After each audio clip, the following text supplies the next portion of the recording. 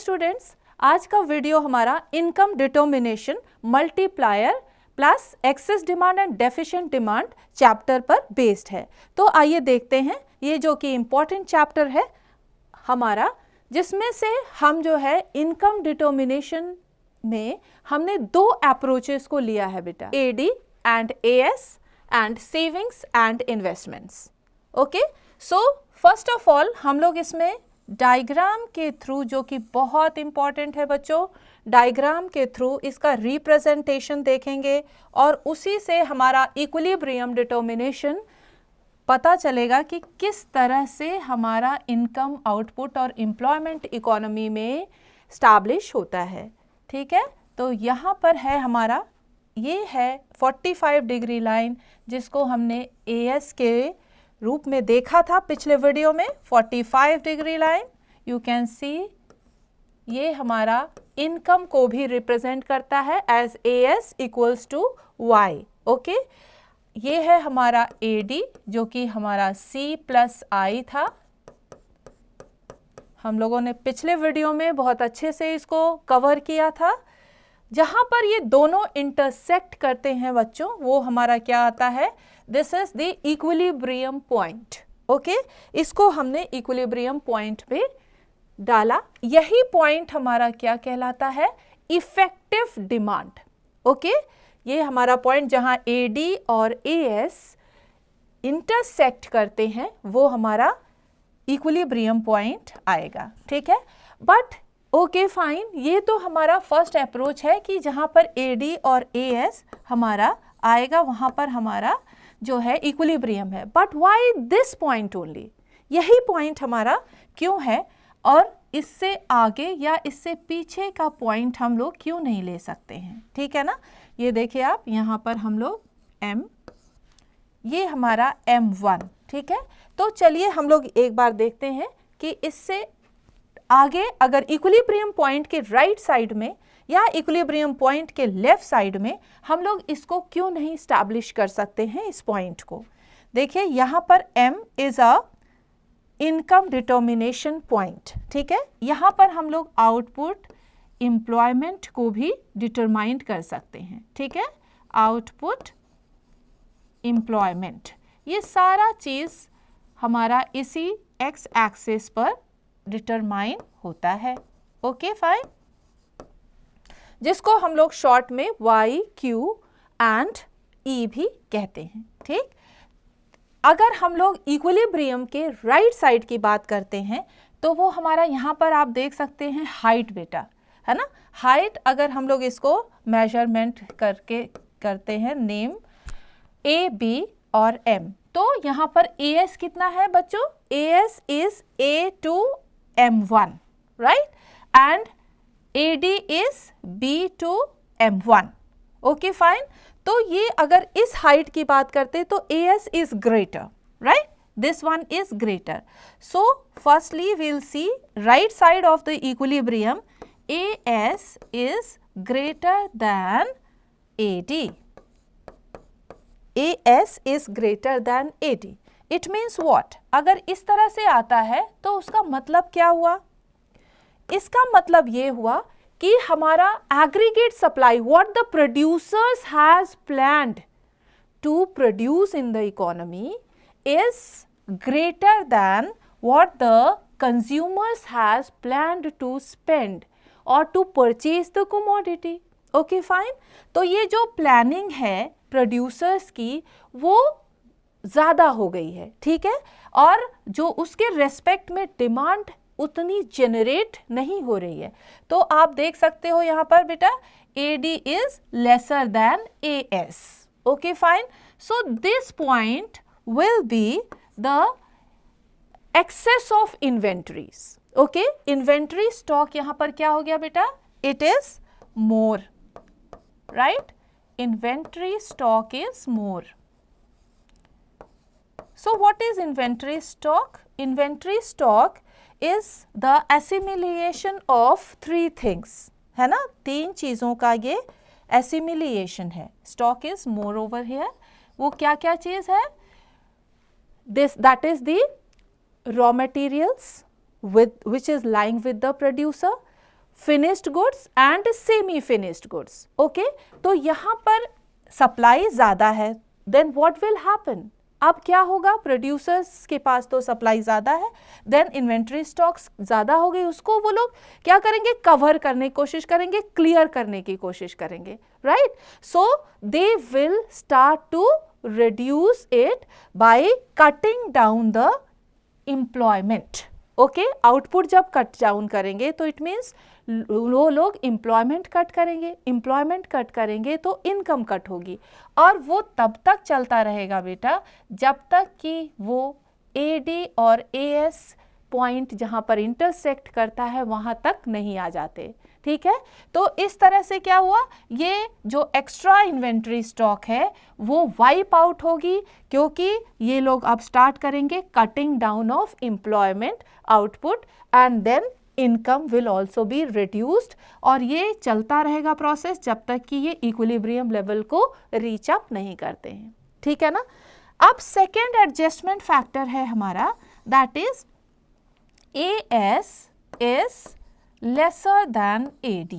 आप इसको इस फॉर्म में भी कर सकते हैं, AD is greater than AS, okay, and AD is less than AS, इस तरह से भी आप कर सकते हैं।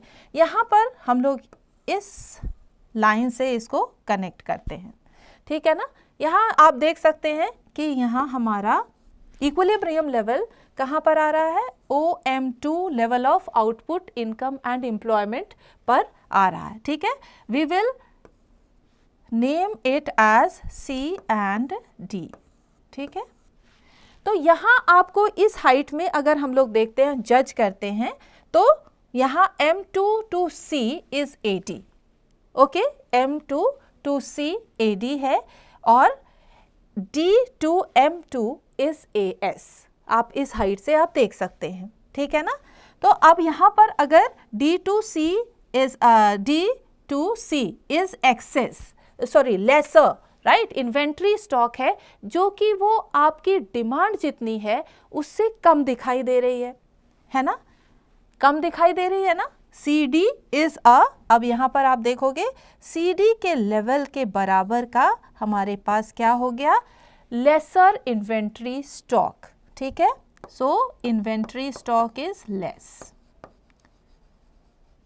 जितना उन लोगों ने सोचा था कि इतना एग्रीगेट डिमांड होनी चाहिए, उससे कहीं ज़्यादा एग्रीगेट डिमांड इकोनॉमी में हो गई, राइट।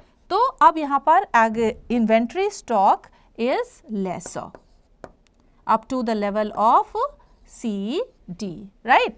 तो अब इसको हम लोग जो है किस तरह से प्रोड्यूसर्स इसको वाइप आउट करेंगे, इसके उस इफेक्ट को, राइट। तो ये एक्चुअल में CD लेवल का जो क्राइसिस है उसमें वो मोटिवेटेड फील करेंगे, है ना। They will feel motivated to produce more materials, more goods. So अब क्या करेंगे, ये जो है इन एम्प्लॉयमेंट आउटपुट को रेज करेंगे, राइट। एम्प्लॉयमेंट रेज होगा, आउटपुट रेज होगा, इसकी वजह से इनकम भी रेज होगा, ठीक है। और ये तब तक चलता रहेगा जब तक कि ये इक्विलिब्रियम लेवल AD/AS के बराबर इंटरसेक्ट नहीं करता है, ठीक है बच्चों। तो इस तरह से ये हमने देखा कि ये जो मोर इन्वेंट्री स्टॉक और लेस इन्वेंट्री स्टॉक्स के इफेक्ट को वाइप आउट किया जाता है एडजस्टमेंट फैक्टर के through, right? Clear children? So this is what, in this way economy back हो जाएगी इक्विलिब्रियम पे, वो डिसइक्विलिब्रियम पोजीशन को अब जो है यहाँ पर नहीं रहेगी, ठीक है। तो कभी भी इकोनॉमी AD/AS पर ही इंटरसेक्ट करेगी अगर उसके राइट या लेफ्ट साइड में इक्विलिब्रियम के जाती है, तो भी वो ऑटोमेटिकली एडजस्टमेंट फैक्टर के थ्रू यहाँ पर AD/AS दोबारा इक्विलिब्रियम पोजीशन को अचीव करेंगे या अटेन करेंगे, ठीक है ना।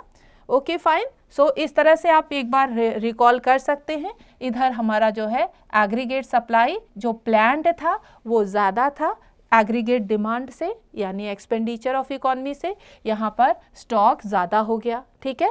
जिसको वाइप आउट करने के लिए इन लोगों ने क्या किया, इन लोगों ने जो है कट डाउन किया, क्योंकि ये डीमोटिवेटेड हो गए इन्होंने, क्योंकि इनका स्टॉक ज़्यादा एक्सेस स्टॉक था, इन्होंने एम्प्लॉयमेंट कट किया, आउटपुट कट किया और इनकम कट किया और ऑटोमेटिकली ये ADAS के बराबर आ गए। ठीक है, लेफ्ट साइड अगर हम देखते हैं तो ये मोटिवेटेड फील कर रहे थे क्योंकि ये CD लेवल के बराबर इनका इन्वेंट्री स्टॉक कम था। ये इनको लगा कि अब इकोनॉमी में डिमांड ज़्यादा है, क्योंकि जो इन्होंने प्लान किया था उससे कहीं ज़्यादा इकोनॉमी में डिमांड है, जिसकी वजह से इन लोगों ने एम्प्लॉयमेंट आउटपुट को और ज़्यादा इंक्रीज किया और इनकम इंक्रीज हुई और फिर से अगेन इकोनॉमी इक्विलिब्रियम पोजीशन को अटेन किया इसने। ठीक है ना, ये एक इम्पॉर्टेंट एस्पेक्ट है बेटा एग्जामिनेशन पॉइंट ऑफ व्यू से, जो कि आपका कभी भी एक्सप्लेनेशन आ सकता है। ठीक है ना, कि explain the income determination process through this AD and AS approach, that is the aggregate supply and aggregate demand approach. Okay, fine. अब चलते हैं हम लोग नेक्स्ट अप्रोच पे, that is savings and investment approach. Okay, ये आप diagram देख सकते हैं बेटा, this is the diagram. Okay, ये आप देख सकते हैं, ये हमारा क्या आ गया, ये इन्वेस्टमेंट और ये हमारी savings, right. This is saving, आप देख सकते हो कि सेविंग्स थोड़ा सा नीचे से आती है क्योंकि ये पास सेविंग से हम लोग जो है कंजम्पशन, जो पिछले वीडियो में हम लोगों ने देखा था, वो पास्ट सेविंग्स से हम लोग जो है एक्सपेंडिचर्स करते हैं, क्योंकि ज़ीरो लेवल ऑफ इनकम पे भी हम लोग कुछ ना कुछ कंज्यूम करते हैं। तो ये है पॉइंट बेटा इक्विलिब्रियम का, राइट, जहाँ पर S इक्वल्स टू I हमारी आती है। ठीक है ना, आप देख सकते हो। ठीक, तो यही पॉइंट क्यों इक्विलिब्रियम है, अगेन ये पॉइंट आता है, why only this point is a equilibrium point, why not before और आफ्टर दिस पॉइंट। ठीक है ना, तो अगेन इसमें भी हम लोगों को एडजस्टमेंट फैक्टर के फॉर्म में बात करनी पड़ेगी। अब देखते हैं जरा राइट साइड। ठीक है ना, if I is greater than S, okay fine, पहले हम लोग इस तरफ ही कर लेते हैं। ठीक है, इफ दिस पॉइंट, ओके, और हम लोग जो है यहां पर अगर हम लोग देखते हैं तो दिस इज द पॉइंट, आप देखिए I is greater than S, ठीक है, और S is greater than I। Okay fine, this is the point of what actually इसमें आपको क्या करना है बेटा, ये savings, you know y equals to C plus S, okay fine, y equals to C plus S। ठीक है, तो अब हमारा अगर सेविंग्स हमारी जो है कम दिखाई दे रही है और इन्वेस्टमेंट ज़्यादा है, इसका मतलब क्या हुआ, जो अदर पार्ट है कंजम्पशन वो हमारी हाई है। Is that clear? अगर हमारी सेविंग्स लो है और तो हमारा इसका मतलब क्या हुआ, इन कंजम्पशन फैक्टर ज़्यादा हाई है। ठीक है, तो यहाँ पर आप देखो, ये बहुत ही इम्पॉर्टेंट पॉइंट है बेटा, यहाँ पर बार बार बच्चे कंफ्यूज करते हैं, आप ज़रा इसको एक बार देखो। ठीक है, यहाँ आप क्या देख सकते हो, ये सेविंग और इन्वेस्टमेंट का इक्विलिब्रियम है। ठीक, यहाँ पर हमने देखा क्या कि सेविंग्स आर लेस, ठीक है, ये पॉइंट हमारा सेविंग है, ये है हमारा इन्वेस्टमेंट। ठीक, तो इस पॉइंट पे हमने देखा savings are lesser and consumption, तो इसका मतलब क्या हुआ, कंजम्पशन आर मोर। ठीक है, कंजम्पशन हमारा ज़्यादा है, और फिर से ये वही पॉइंट आया जो आप यहाँ पर देख सकते हो। ठीक है ना, lesser inventory, consumption is more, और what the producer has try to invest, है ना, वो उस एक्सपेंडिचर जो इकोनॉमी में करना चाह रहे थे उससे कहीं ज़्यादा कंजम्पशन है, तो दे विल फील मोटिवेटेड, है ना, टू प्रोड्यूस मोर आइटम्स। इसलिए ये क्या करेंगे, अब जो है और ज़्यादा प्रोडक्शन होगा, जिससे कि इनकम, आउटपुट और एम्प्लॉयमेंट हमारा बढ़ेगा। ठीक है ना, I will show you over here, यहाँ पर हम एक बार इस पॉइंट को यहाँ दिखा सकते हैं। ठीक है, ये हमारा आप देखिए, ये I और ये है हमारा savings curve, this is the equilibrium point. अगर आपने यहाँ देखा है ना, this is the point of income, output and employment, right? Y is income output and employment x axis पर, and this curve, this point will always represent the same, that is what the curve, जो भी यहाँ पर curve होगा वही, जैसे saving और investment का ये कर्व है y एक्सिस। इसी तरह से हमारे इस पर भी में AD और AS कर्व को हम लोग यहाँ रिप्रेजेंट कर सकते हैं, ठीक है ना। तो यहाँ आपने देखा क्या बेटा कि this is the saving curve, this is the investment curve, right. We will put over here M, आपने देखा यहाँ पर M1 है, ठीक है ना। तो ये सेम पॉइंट आप देख सकते हो यहाँ पर I is above than the saving, ठीक है। अगर हम लोग यहाँ पर A एंड B पॉइंट लिखते हैं तो A is above, है ना, M1A की हाइट आप देख सकते हो ये ज़्यादा है M1B से, ठीक है।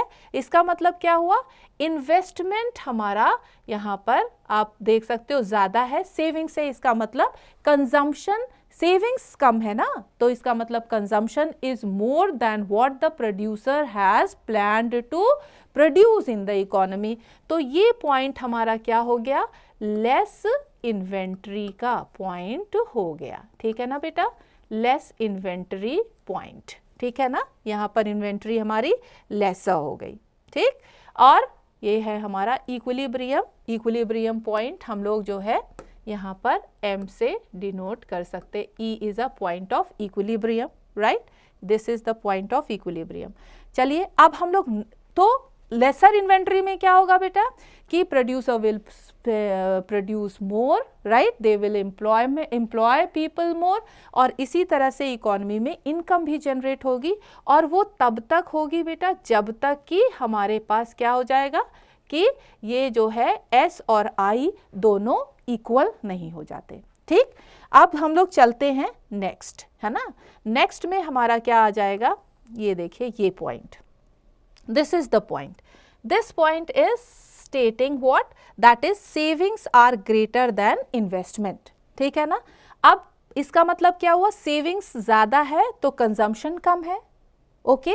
इस इट मीन्स व्हाट, यहाँ पर हमारे पास प्लान्ड इन्वेंट्रीज जो है वो बहुत ज़्यादा हो गई है ना, इन्वेंट्रीज आर मोर, तो inventory stock is more,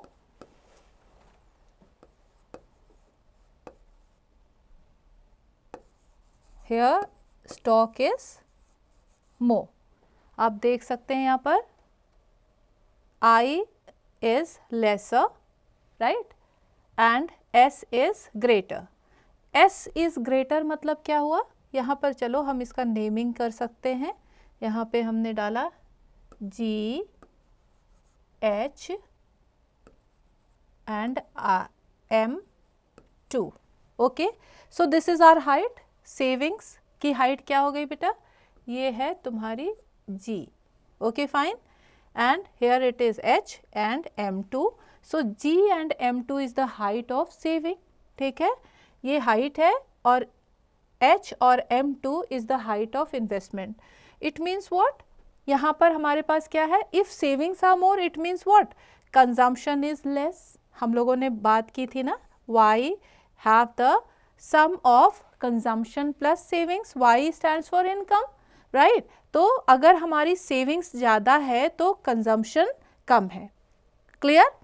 it means ये डिज़ायर्ड लेवल पर जो होना चाहिए वो नहीं आ रहा है, प्रोड्यूसर्स के पास स्टॉक ज़्यादा आ रहा है, तो उसको कम करेंगे, डिज़ायर्ड लेवल तक करने के लिए सेविंग और इन्वेस्टमेंट को बराबर किया जाएगा, तो इसलिए ये आउटपुट रिड्यूस करना पड़ेगा, आउटपुट रिड्यूस करने के लिए एम्प्लॉयमेंट रिड्यूस करना पड़ेगा, अगर एम्प्लॉयमेंट रिड्यूस होता है तो इनकम भी रिड्यूस होगा, और वो तब तक ये होता रहेगा जब तक कि ये इक्विलिब्रियम पोजीशन को अचीव नहीं करते हैं, दैट इज यहाँ पर ये डिज़ायर्ड लेवल तक नहीं आते हैं, ठीक है ना।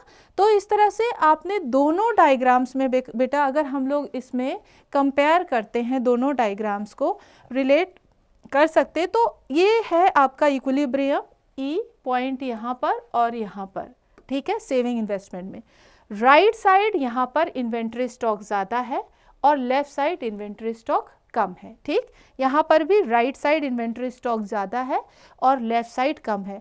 अगर ज़्यादा है इन्वेंट्री स्टॉक, जैसा कि दोनों के राइट साइड में है, तो इक्विलिब्रियम के राइट साइड में, तो इसका मतलब क्या हुआ कि प्रोड्यूसर्स को डिज़ायर्ड लेवल तक पहुंचने के लिए इकोनॉमी में एम्प्लॉयमेंट को कट करना पड़ेगा, आउटपुट कट होगा ऑटोमेटिकली, देन आपका इनकम भी इकोनॉमी की रिड्यूस होगी। इसी तरह से अगर लेफ़्ट साइड हम लोग जाते हैं तो हमारा इन्वेंट्री स्टॉक बिलो है, जिसमें मोटिवेशन यहाँ पर प्रोड्यूसर्स को मिलेगा और वो और भी ज़्यादा प्रोडक्शन करेंगे। ठीक है, तो एम्प्लॉयमेंट बढ़ेगा, आउटपुट बढ़ेगा और इकोनॉमी की इनकम भी बढ़ेगी, और वो ऐसा प्रोसीड्योर तब तक चलता रहेगा जब तक कि ये दोनों इक्विलिब्रियम पोजीशन को रीच नहीं कर सकते या फिर डिज़ायर्ड लेवल को रीच नहीं कर सकते। क्लियर? तो अब हम लोग चलते हैं इसके टेबुलर एक्सप्लेनेशन के फॉर्म में। यहाँ पर देखिए आप, ये इनकम है, right, Y consumption, then savings और इन्वेस्टमेंट। ठीक है ना, यहाँ पर आपका आया AD और AS, तो हम लोग S और I, ठीक है ना, S और I हमारा देखिए कहाँ पर इक्विलिब्रियम में है। आप देखो ये वाला 100 और 100, ठीक है ना, ये इसका जो पैटर्न हमने ऑलरेडी देखा हुआ था, जैसे जैसे इनकम बढ़ेगी वैसे वैसे कंजम्पशन भी बढ़ेगा, और ये जो सेविंग्स है वो Y माइनस C हो जाएगी। ठीक है ना, तो वो हमारी सेविंग्स का शेड्यूल हमारे पास आ जाएगा। ठीक, अब सेविंग्स और इन्वेस्टमेंट्स जहाँ पर भी इक्वल होंगे वहाँ पर हमारा क्या आ जाएगा बेटा, इक्विलिब्रियम पोजीशन। क्लियर? यहाँ पर आप देखो, और इक्विलिब्रियम से ऊपर अगर हम लोग जाते हैं तो इन्वेस्टमेंट ज़्यादा है ना, इन्वेस्टमेंट ज़्यादा है और सेविंग्स उसके रिस्पेक्ट में कम है। ठीक है ना, जो हमने डायग्राम में अभी देखा था, आप देख सकते हो कि इन्वेस्टमेंट ज़्यादा है और सेविंग्स कम है। ठीक है ना, यहाँ देखो इन्वेस्टमेंट ज़्यादा है और सेविंग्स कम है, तो इसका मतलब क्या हुआ कि हमारे पास जो है ये इन्वेंट्री स्टॉक लो था, जिसको हम लोगों ने अब यहाँ पर कोशिश करके और जो है ज़्यादा किया, प्रोड्यूसर्स ने ज़्यादा किया और फिर वो वहाँ तक पहुँचे जहाँ तक डिज़ायर्ड लेवल ऑफ इक्विलिब्रियम तक वो रीच अप नहीं हो पाए। ठीक है, इसी पॉइंट पर अगर आपने देखा कि AD और AS भी दोनों बराबर है, देख सकते हैं आप, AD और AS यहाँ पर 300 है, 300 है, तो दोनों इक्विलिब्रियम को रीच अप कर रहे हैं। यहाँ पर एग्रीगेट सप्लाई एग्रीगेट डिमांड से कम है। ठीक है ना, यहाँ पर आप देखो AD is more then AS। ठीक है, यहाँ पर AD is less than AS। Okay fine. अगर हम लोग यहाँ सेविंग और इन्वेस्टमेंट की बात करते हैं तो यहाँ पर हमारा क्या फॉर्मेट है, यहाँ S is I is more then S और यहाँ पर I is less than S। ठीक है, ये हमारा इक्विलिब्रियम पोजीशन E पॉइंट। ठीक है, ये हमारा सारा इक्विलिब्रियम पोजीशन, ये दोनों। ठीक है, तो यहाँ पर इन्वेंट्री स्टॉक हमारे पास क्या है, लेसर है और यहाँ पर ज़्यादा है। ठीक है, जहाँ पर लेसर होगा वहाँ प्रोड्यूसर्स को एम्प्लॉयमेंट ज़्यादा करना होगा, वो मोटिवेटेड फील करेंगे और ज़्यादा प्रोडक्शन करेंगे, इसलिए एम्प्लॉयमेंट बढ़ेगी इकोनॉमी में और इनकम बढ़ेगी। और अगर जो है यहाँ पर हमारे पास लेसर है, ज़्यादा है इन्वेंट्री स्टॉक, तो उसमें जो है प्रोड्यूसर्स को क्या करना पड़ेगा, डीमोटिवेटेड फील करेंगे और वो कट डाउन करेंगे एम्प्लॉयमेंट, आउटपुट और इनकम। तो इस तरह से हमने इस शेड्यूल के थ्रू इसको जज किया बेटा। ठीक है, अब आपके पास एक कंसेप्ट है यहाँ पर 3 एम्प्लॉयमेंट कंडीशंस का। ठीक है ना, पॉसिबिलिटी ऑफ एम्प्लॉयमेंट लेवल। ठीक, तो ये एम्प्लॉयमेंट लेवल इकोनॉमी में बेटा 3 टाइप्स के हो सकते हैं, that is full employment level, under employment level, equilibrium and over employment equilibrium level, जो कि एक इम्पॉर्टेंट पार्ट कवर करेंगे। ठीक है, अब ये फुल एम्प्लॉयमेंट लेवल आपने पहले भी देखा है, इसको डिस्कस किया गया है।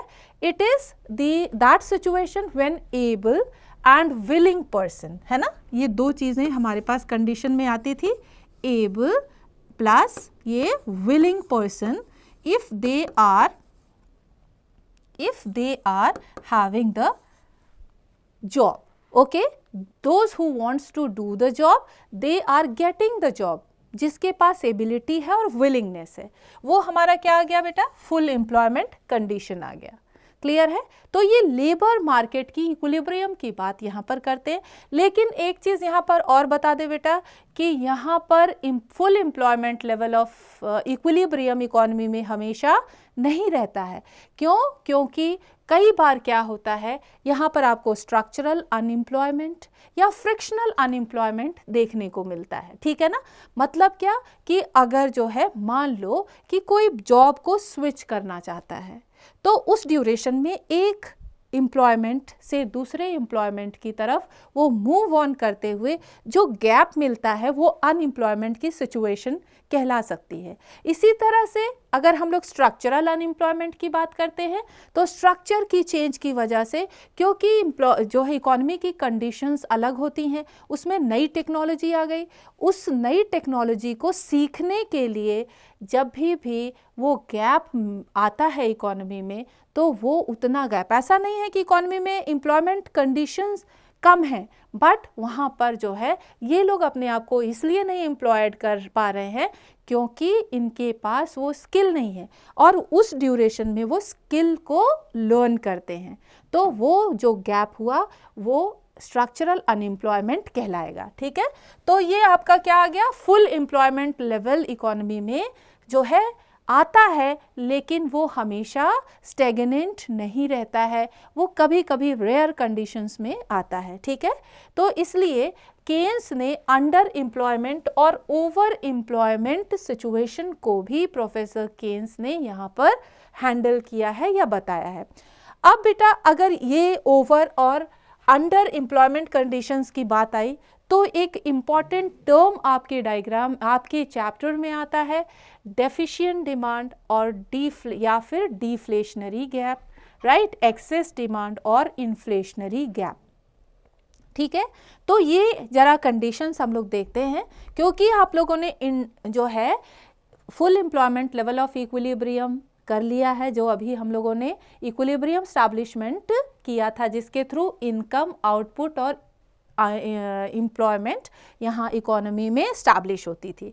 अब जरा देखते हैं ये कौन सी सिचुएशन होती है, डेफिशिएंट डिमांड, राइट। ये डेफिशिएंट डिमांड आपके पास आएगा 6 मार्क्स के क्वेश्चन में भी आ सकता है, या 6 या फिर 4 मार्क्स के क्वेश्चंस में आ सकता है, एक अलग से एक्सप्लेनेशन भी आ सकता है, या फिर ये डिफरेंशिएशंस में भी आ सकते हैं, इन्फ्लेशनरी गैप या डिफ्लेशनरी गैप। ओके फाइन, तो चलिए आप देखते हैं हम लोग इसको। ये है कंडीशन हमारी क्या, डेफिशिएंट डिमांड की, राइट चिल्ड्रन। ये कौन सी कंडीशन है, डेफिशिएंट डिमांड की। सपोज हमारे पास क्या है, ये इकोनॉमी का फुल एम्प्लॉयमेंट इक्विलिब्रियम है, right children. This is the full employment level of equilibrium of any economy, right. ये आप देख सकते हैं, ठीक। इसका मतलब क्या हुआ, ये हमारा क्या आ गया बेटा, ये AS आ गया, this is what the Y है ना, एग्रीगेट सप्लाई, जो कि आप 45 डिग्री लाइन होती है यहाँ पर, ये बाइफरकेट करता है इक्वल प्रोपोर्शन पे, ये हमारा इनकम हुआ। ये हमारा आ गया फुल एम्प्लॉयमेंट इक्विलिब्रियम। लेकिन इकोनॉमी ज़रूरी नहीं है फुल एम्प्लॉयमेंट इक्विलिब्रियम में हो, तो ये हमारा क्या आ गया, ये AD at full employment level of equilibrium. लेकिन हमारी इकोनॉमी एक्चुअल में कहाँ पर वर्क कर रही है, एक्चुअली वो यहाँ पर वर्क कर रही है, ठीक है, AD एक्चुअल इस वाले पर, ये हमारा AD हो गया, ठीक है ना। तो अगर आप देख सकते हैं तो यहाँ पर इक्विलिब्रियम बेटा कहाँ पर स्टैब्लिश हो रहा है, यहाँ पर। इस इक्विलिब्रियम को हम लोग क्या कहेंगे, इक्विलिब्रियम एट अंडर एम्प्लॉयमेंट, ठीक है। ये अंडर एम्प्लॉयमेंट इक्विलिब्रियम है, जिसको हम यहाँ पर भी लिख सकते हैं EU equals to under employment equilibrium. Okay, क्यों, क्योंकि यहाँ पर जो डिजायर्ड लेवल ऑफ इक्विलिब्रियम होना चाहिए था फुल एम्प्लॉयमेंट में, वो हमारे पास दिखाई नहीं दे रहा है। ठीक है, ये देखिए अंडर एम्प्लॉयमेंट इक्विलिब्रियम यहाँ पे एस्टैब्लिश हुआ। यहाँ पे इनकम क्या है 0 to y, लेकिन होना कितना चाहिए 0 to YF, level of income employment output determination actual में होना चाहिए। तो इट मीन्स व्हाट, यहाँ इकोनॉमी को हमारे चाहिए employment at the level of 0 to YF, है ना, इनकम आउटपुट एंड एम्प्लॉयमेंट, यहाँ एम्प्लॉयमेंट है ना। लेकिन इकोनॉमी अभी कहाँ तक एम्प्लॉयड है बेटा, ये यहीं तक। तो 0 to Y ये हमारा एम्प्लॉयड लोग हैं, ठीक है ना, एम्प्लॉयड पर्सन है, एम्प्लॉयड पर्सन इस लेवल ऑफ इक्विलिब्रियम पे। ठीक है, रिक्वायरमेंट हमारी कहाँ से कहाँ तक है 0 to YF। ओके फाइन, तो हमारा जो है अनएम्प्लॉयड पीपल कहाँ से कहाँ तक है बेटा Y to YF तक। सो Y to YF is a unemployed people, unemployed people, unemployed है ना people और a persons, राइट चिल्ड्रन, ये हमारे अनएम्प्लॉयड पर्सन हो गए। ठीक है, ये आप देख सकते हो, क्लियर। क्यों, क्योंकि ये डिजायर्ड लेवल हमारा यहाँ पर इक्विलिब्रियम का है, लेकिन हमारे पास क्या है, ये यहीं पर AD जो है AS को इंटरसेक्ट करता है, और हमने बताया था जहाँ पर AD AS के बराबर होता है वही हमारा क्या होता है इक्विलिब्रियम कंडीशन, राइट। तो यहाँ पर हमारा एक्चुअल है। ठीक, यहाँ पर अगर हम लोगों को फुल एम्प्लॉयमेंट इक्विलिब्रियम चाहिए तो AD यहाँ पर होना चाहिए, ठीक है, इस इक्विलिब्रियम पे। तो ये जो गैप बना बेटा, ये जो गैप बना, इसको हम लोग क्या कहेंगे deflationary gap. Is that clear, ये हमारा डिफ्लेशनरी गैप हो गया। क्लियर चिल्ड्रन, और इस सिचुएशन को हम लोग बोलते हैं डेफिशिएंट डिमांड। हमारी डिमांड क्या है बेटा, ये एग्रीगेट डिमांड क्या है, डेफिशिएंसी है, मतलब लैकिंग है। एक्चुअल में एग्रीगेट डिमांड यहाँ पर होनी चाहिए C+I+G, लेकिन वो है कहाँ पर, यहाँ पर।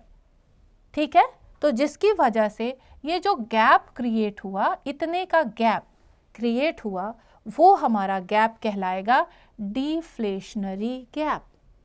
इज दैट क्लियर चिल्ड्रन, यही गैप हमारा डिफ्लेशनरी गैप कहलाएगा। अब हम लोग चलते हैं इन्फ्लेशनरी गैप और एक्सेस डिमांड, ठीक है ना। तो एक्सेस डिमांड क्या होता है, एक्सेस डिमांड में वही फिर से सिचुएशन, ये सिचुएशन ऐसी है जब हमारा AD actual is greater than AD at full employment level of equilibrium. Is that clear? अब यहाँ पर देखिए बेटा, ये है हमारा full employment level of equilibrium का AD। आप देखो यहाँ पर, क्लियर, ये हमारा full employment level of equilibrium का AD है। लेकिन एक्चुअली हमारा AD कहाँ पर फॉल हो रहा है, देखो ये यहाँ पर। ठीक है, तो फुल एम्प्लॉयमेंट हमारा यहाँ पर है, ठीक है, लेकिन ये जो है एक्चुअली ये यहाँ पर इक्विलिब्रियम को स्टैब्लिश कर रहा है। क्लियर चिल्ड्रन, तो ये जो है, ये जो सिचुएशन आई वो हमारी over employment level of equilibrium की सिचुएशन आई, क्योंकि इस सिचुएशन में हमारा एग्रीगेट डिमांड इतना नहीं होना चाहिए था, हमारी सप्लाई कम है। ठीक है, सप्लाई स्टेगनेंट हो गई, जितने लोग एबल और विलिंग थे सभी को वर्क मिल गया, इसके बाद भी डिमांड ज़्यादा है ना, कमोडिटी डिमांड ज़्यादा है, इकोनॉमी में सभी चीज़ों की डिमांड बढ़ गई है। ठीक है ना, तो ऐसे केसेस में क्या होगा बेटा, ऐसे केसेस में हमारा एम्प्लॉयमेंट आउटपुट अगर हम लोग देखेंगे तो बढ़ेगा, लेकिन हमारे पास क्या है बेटा, ये प्राइसेस बढ़ेगी, है ना। प्राइस बढ़ने का मतलब क्या हुआ, आउटपुट और एम्प्लॉयमेंट एज इट इज़ रहेगा, लेकिन हमारे पास प्राइस बढ़ना शुरू होगी, और अगर कभी भी प्राइस बढ़ती है तो इन्फ्लेशन बढ़ता है। तो इन्फ्लेशन क्या होता है बेटा, inflation is the consistent rise in the prices without any production or increase in product। तो यहाँ पर प्रोडक्ट तो एज इट इज़ है, वो स्टेगनेंट हो गया, सप्लाई तो स्टेगनेंट हो गई, लेकिन चूंकि डिमांड बढ़ रहा है इसलिए हमारा प्राइस सिर्फ बढ़ेगा। तो ये प्राइस पे इफेक्ट, इंक्रीजिंग इफेक्ट डालेगा, ठीक है ना। तो ऐसी सिचुएशन को हम लोग क्या कहेंगे, ओवर एम्प्लॉयमेंट इक्विलिब्रियम, या फिर हम लोग बोलेंगे एक्सेस डिमांड। और जो ये गैप आपका बना है ना, ये जो गैप बना इसको हम लोग बोलेंगे इन्फ्लेशनरी गैप। आप देखो ई और बी तक का गैप, क्योंकि ये देखो ये नया डिमांड है, नया डिमांड, न्यू डिमांड एडी है, और यहाँ से ये एक्चुअल में रिक्वायर्ड सिर्फ यहीं तक है, लेकिन ये इतना बढ़ा, इसलिए ये जो गैप आया इसको हमने इन्फ्लेशनरी गैप के लेवल पर ट्रीट किया, E B. Clear children, this is E B. Okay fine. तो आई थिंक ये जो आपका है अंडर एम्प्लॉयमेंट और ओवर एम्प्लॉयमेंट इक्विलिब्रियम आपको समझ में आया होगा। इसमें अगर हम लोग डिफ्रेंशिएट करना चाहेंगे तो हमारा डेफिशिएंट डिमांड क्या होता है, ये डेफिशिएंसी ऑफ डिमांड होता है, जो कि एक ऐसी सिचुएशन होती है जहां पर हमारा एग्रीगेट डिमांड जो है, एक्चुअल एग्रीगेट डिमांड, ये लेसर होता है aggregate demand at full employment level of equilibrium में। लेकिन यहाँ पर इस सिचुएशन में क्या होता है, aggregate demand actual is greater then aggregate demand at full employment level of equilibrium. Clear. तो ये है हमारा सिचुएशन। आप हम लोग जो अब ये जो गैप्स है, ये आप गैप्स से इसको पॉइंट आउट कर सकते हैं। इन्फ्लेशनरी और डिफ्लेशनरी में हम लोग यहाँ पर देखेंगे कि ये इस तरह से एक डायग्रामेटिक प्रेजेंटेशन से भी हम लोग इसके रिलेशन को और इसके डिफरेंस को यहाँ पर एक्सप्लेन कर सकते हैं, राइट। अब आते हैं हम लोग नेक्स्ट एक नया topic, that is the investment multiplier. ये एक बहुत इंपॉर्टेंट टॉपिक है बेटा, ये भी आपका 4 नंबर्स एक्वायर कर सकता है, आपको दिला सकता है इसमें, इस चैप्टर से, ठीक है। तो ये होता क्या है, प्रोफेसर केन्स ने इन्वेस्टमेंट मल्टीप्लायर को इंट्रोड्यूस किया, मतलब कि एक ऐसा मल्टीप्लायर जो कि मनी को मल्टीप्लाई करता है, क्योंकि इन्वेस्टमेंट इकोनॉमी में हो रहा है, ठीक है ना, ड्यू टू इन्वेस्टमेंट, ठीक है ना। So multiplier is what, multiplier is a measure of change in the final income with respect to initial investment in the economy, ठीक है ना। जो कि अगर शुरू में इकोनॉमी में कोई भी इन्वेस्टमेंट आता है, उसकी वजह से कितने मल्टीपल टाइम्स हमारी इकोनॉमी में इनकम बढ़ती है, उसको हम लोग यहाँ पर देखेंगे, ठीक है। केन्स ने इसको डिनोट किया था के से, ठीक है, ये के सिंबल से मल्टीप्लायर को डिनोट किया गया, और यहाँ पर इन्होंने बोला कि इसका फॉर्मूला लगाया k equals to delta Y over delta I. ये delta is what, delta is a small change, so small change of in y is due to small change in i, है ना। ये कभी भी इकोनॉमी में income क्यों जो है इनकम किससे गाइडेड होती है, इनकम इन्वेस्टमेंट से गाइडेड होती है, इन्वेस्टमेंट की वजह से इसमें इफेक्ट आता है। और हम लोग इसको इस तरह से इस फॉर्म में भी लिख सकते हैं, डेल्टा वाई यानी कोई भी चेंज डेल्टा में आया ड्यू की टाइम्स ऑफ इन्वेस्टमेंट, ठीक है। तो अब यहाँ पर हम लोग देख सकते हैं कि साइज ऑफ कुछ इंपॉर्टेंट चीजें हैं, right, that is size of investment multiplier determines by 2 factors, ठीक है। अब इसके अलावा हमारे पास ये 2 फैक्टर्स हैं जिससे कि इसका साइज मल्टीप्लाई हो सकता है, ठीक।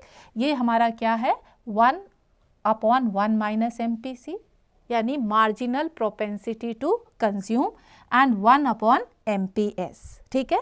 तो ये तीनों फॉर्मूला आपका कहीं ना कहीं वर्क करेगा जब भी आप न्यूमेरिकल करेंगे, और जो कि अभी हम लोग देखेंगे। इसका रेंज है बेटा, ये भी इंपॉर्टेंट चीज़ है, रेंज इट 1 मार्क्स के क्वेश्चन को में आ सकता है, ये 1 to infinite, राइट, ये इसके बीच में ये फॉल होता है। तो हम लोग जो है इस तरह से मल्टीप्लायर को देख सकते हैं, और इसके वर्किंग ऑफ इन्वेस्टमेंट मल्टीप्लायर कैसे ये वर्क करता है इसको भी यहाँ पर हम लोग देख सकते हैं। ठीक है, तो इसको कई बार क्या होता है, इस पूरे प्रोसेस को बताना पड़ता है कि ये किस तरह से हमारा इन्वेस्टमेंट की वजह से मल्टीप्लायर मल्टीप्लाई होकर के इनकम इंक्रीज करती है। ज़रा ये देखते हैं। इसके लिए कुछ हम लोगों को जो है अजम्पशंस लेने पड़ेंगे बेटा। अजम्पशन में हमारा फर्स्ट है क्या कि इन्वेस्टमेंट जनरेट्स इनकम। ठीक है, इन्वेस्टमेंट की वजह से इकोनॉमी में इनकम जनरेट हुई, ये हमारा पहला अजम्पशन। अजम्पशन मतलब क्या होता है, कोई भी चीज़ हम अज्यूम करेंगे, कोई भी लॉ हो, कोई भी अगर चीज़ें हम अगर एक्सप्लेन करने जा रहे हैं तो उसके लिए वैसी सिचुएशन में हमको डलना बहुत ज़रूरी है जिसकी वजह से ये जो है चीज़ें या ये कंडीशंस प्रूव हो सकती हैं। तो इस वजह से हमारा मल्टीप्लायर किस तरह से वर्क करता है, कौन सी कंडीशंस में वर्क करता है, वो ये है, investment generates income, then additional income causes change in consumption, right. कोई भी अगर हमारे पास एडिशनल इनकम आती है तो उसकी वजह से कंजम्पशन में भी चेंजेस आएंगे। Change in consumption depends upon MPC, means inclination of people, है ना, कितना जो है कंज्यूम करने की हैबिट है वो उस पर डिपेंड करता है। ठीक है ना, consumption, change in consumption depends upon MPC. ठीक है, किस रेंज में वो चेंज होगा, वो किस तरह से चेंज होगा, वो उसके लोगों की या इकोनॉमी की टेंडेंसी पर डिपेंड करेगा कि कितना उनको कंजम्पशन करना होता है, अपनी इनकम का कितना पार्ट। ठीक, the process keeps repeating till total increase in income equals to the product multiplier and change in investment. जरा इसको हम लोग इस फॉर्मेट में देख सकते हैं।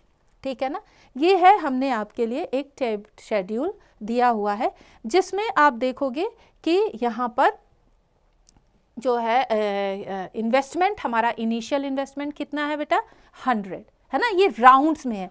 इस तरह का आप जो है देखोगे क्रेडिट मल्टीप्लायर भी है जो मनी एंड बैंकिंग में है, तो कुछ ना कुछ सिमिलैरिटीज़ आपको यहाँ पर दिखाई देंगी। ठीक, यहाँ पर हमारा क्या आ गया, चेंज इन इन्वेस्टमेंट, हमारा इनिशियली इकोनॉमी में इन्वेस्टमेंट कितने का आया, 100 का। क्लियर चिल्ड्रन, 100 का इन्वेस्टमेंट आया, और जिसकी वजह से अब आप देखो यहाँ पर change in income, change in income यहाँ पर इकोनॉमी में 100 इनकम जनरेट हुई। ठीक है ना, क्योंकि जैसे इन्वेस्टमेंट में आया वैसे ही इनकम जनरेशन कितना आया बेटा, 100, right. Then change in consumption कितना आया, 50, है ना, 50% का कंजम्पशन, मतलब इकोनॉमी की एमपीसी क्या है, 0.5। वो इनकम का आपको पता होगा, इनकम इक्वल्स टू C+S, है ना, तो जो है 50%, जितनी भी इनकम आती है उतनी इनकम का वो 50% कंज्यूम कर लेते हैं। इसका मतलब क्या हुआ, अगर 100 इनकम जनरेट हुई तो 50 उन्होंने कंज्यूम कर ली और सेम 50 उन्होंने सेव कर ली, है ना। इसका मतलब ये हुआ, इम्प्लीकेशन यही हुआ कि 50 उन्होंने सेव की। अब जो भी कंजम्पशन होता है इकोनॉमी में बेटा, वो एक्चुअल में किसी की इनकम बनती है ना। अगर हम लोग अपनी एक्सपेंडिचर्स जो है करते हैं इकोनॉमी में, अपनी मनी को स्पेंड करते हैं, तो वो हमने तो स्पेंड किया, हमारी तो स्पेंडिंग हुई, लेकिन जिसको हमने दिया उसकी इनकम हुई। तो अगर हम लोग इकोनॉमी के रेस्पेक्ट में देखते हैं तो हमने यहाँ पर या इकोनॉमी ने 50 क्या किया, कंज्यूम किया, और जिसकी वजह से यहाँ इनकम जनरेट हुई 50 की। 50 का हाफ हम अगर करते हैं, क्योंकि इकोनॉमी की कंजम्पशन हैबिट कितनी है, 0.5, ओके। तो 50% वो कंज्यूम करते हैं और 50% सेव करते हैं। तो अगर इनकम इनकी 25 हुई तो यहाँ पर हमारा 12.5 ठीक है, और यहाँ पर भी 12.5, इस तरह से 12.5 का भी हाफ 6.25 और 6.25, और हमारा ये राउंड्स इस तरह से लगेगा, ठीक है। तो अब हम लोग क्या करेंगे बेटा, इस फॉर्मेट के थ्रू हम लोग जो है इनकम कितना जेनरेट हुई इकॉनमी में उसको हम लोग यहाँ पर देख सकते हैं, ठीक है। तो अब यहाँ पर आप देखो इनकम जेनरेशन किस तरह से आ सकती है।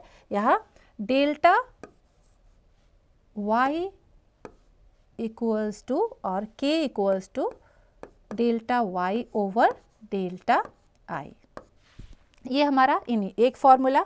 लेकिन उसके लिए हमको k की वैल्यू फाइंड आउट करनी पड़ेगी क्योंकि इन्वेस्टमेंट हमारे पास ऑलरेडी है ना। तो k इक्वल्स टू, एक हमारे पास क्या था, कंजम्पशन है ना, था ना, कंजम्पशन था 1/1 माइनस MPC। आप देखो 1/1 माइनस 0.5, MPC की वैल्यू हमारी ऑलरेडी गिवन है, कितना है यहाँ पर 0.5, यहाँ पर MPC दी हुई है हमारी 0.5, ठीक है। तो यहाँ पर आ गया हमारा क्या बेटा, 1/0.5, इट मीन्स व्हाट, 1/5/10, यहाँ पर आ गया 2, है ना। तो हमारा k क्या आ गया, k equals to 2, value k की कितनी आ गई बेटा, 2, ठीक है। अब हम लोग क्या करेंगे, इसको यहाँ पर पुट करेंगे, इस वैल्यू को हम लोग यहाँ पर पुट करते हैं, ठीक है। तो चलिए आप यहाँ पर हम लोग k की वैल्यू यहाँ पर चलिए पुट करते हैं, ठीक है। तो k equals to delta y over delta i। So we know k की वैल्यू हमारी क्या आ गई, 2 इक्वल्स टू, अब delta y upon delta i, हमारा इनिशियल इन्वेस्टमेंट आ गया 100, तो डेल्टा y हमारी कितनी आ गई बेटा, डेल्टा y इक्वल्स टू 200, है ना। आप देख सकते हैं डेल्टा y इज 200, ठीक है, क्लियर। यहाँ पर देखो 200 आ गई, और जो कंजम्पशन था वो 50% था 100, और आप इस तरह से भी देख सकते हैं ना 100, और यहाँ पर ये इसका सेविंग भी 100 आ गई, तो 100 प्लस 100 ये 200 आ गया। इस तरह से हमारी वर्किंग ऑफ मल्टीप्लायर को हम लोग यहाँ पर देख सकते हैं कि इनकम हमारी कैसे जेनरेट होती है इकॉनमी में इन्वेस्टमेंट की वजह से, ठीक है बेटा।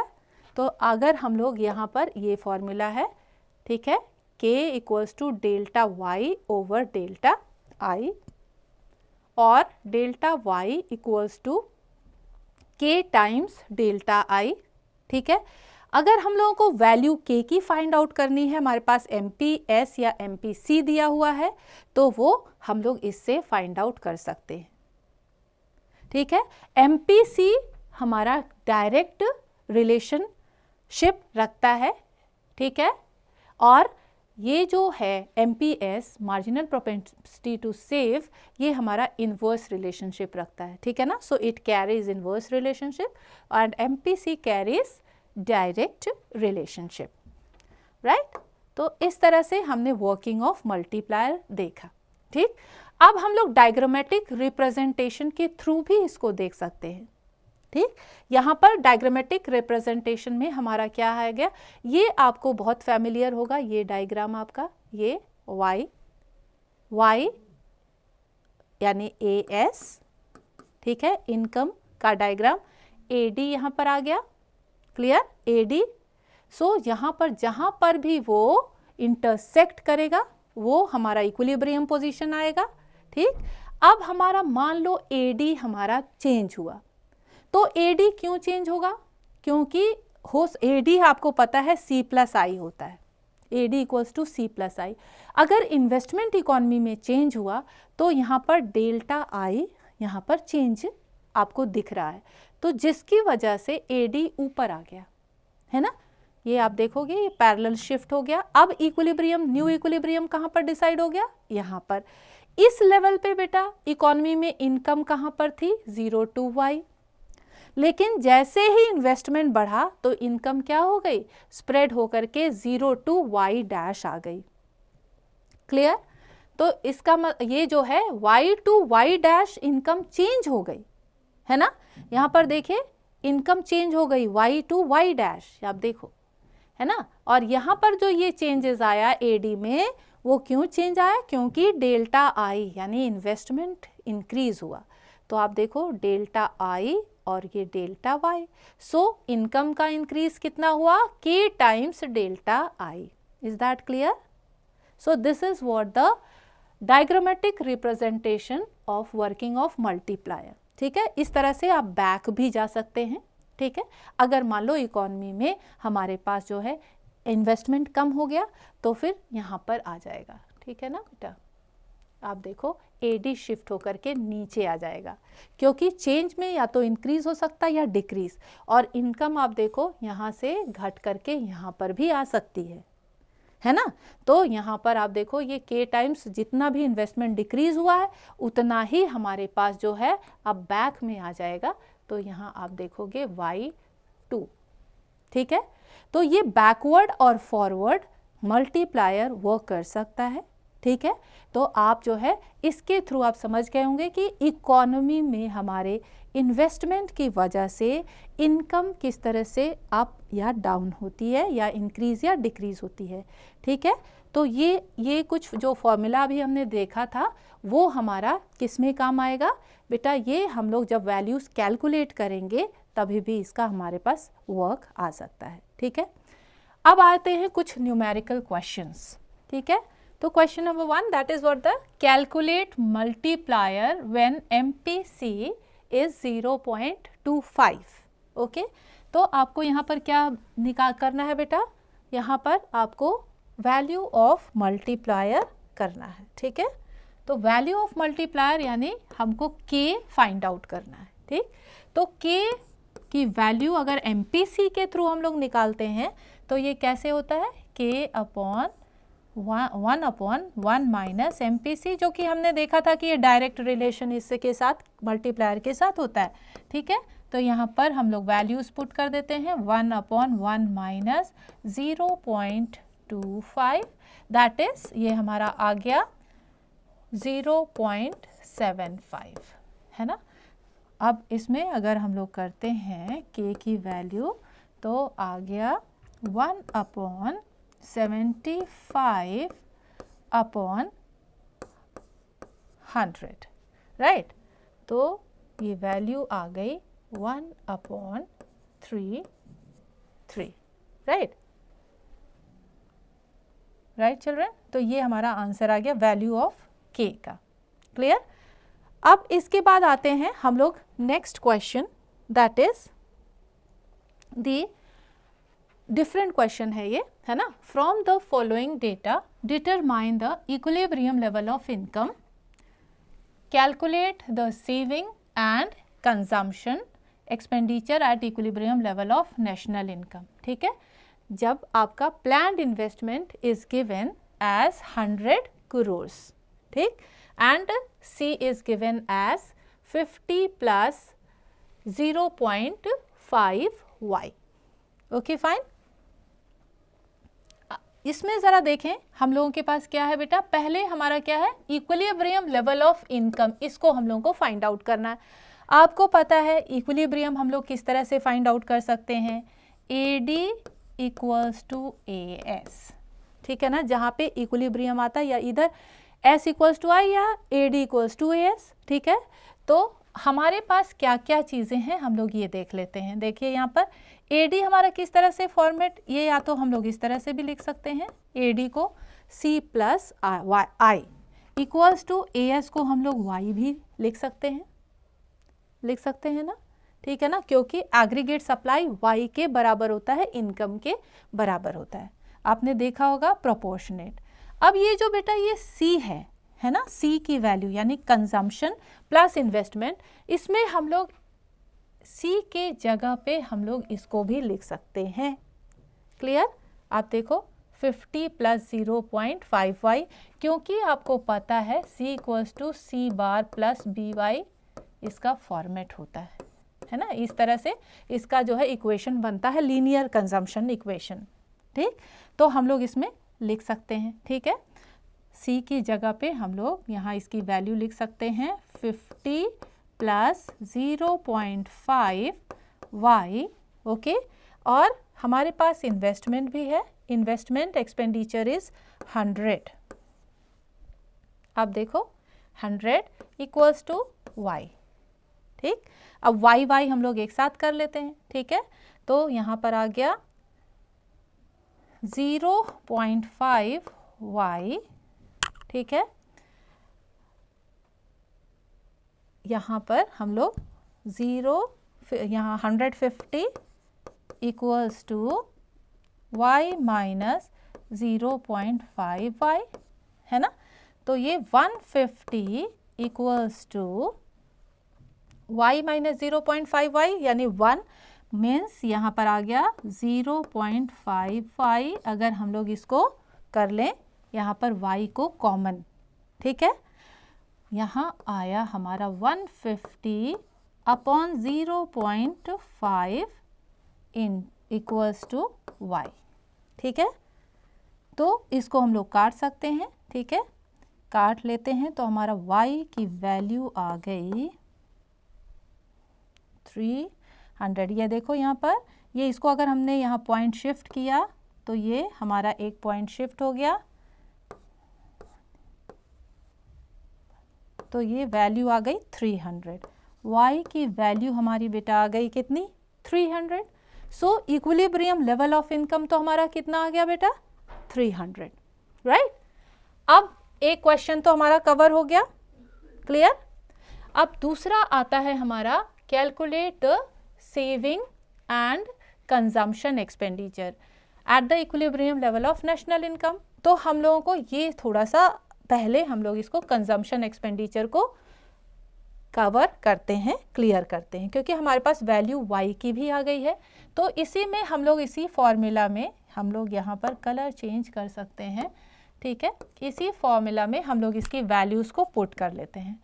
50 प्लस 0.5 इंटू 300, राइट। यहाँ पर आप देखिए 50,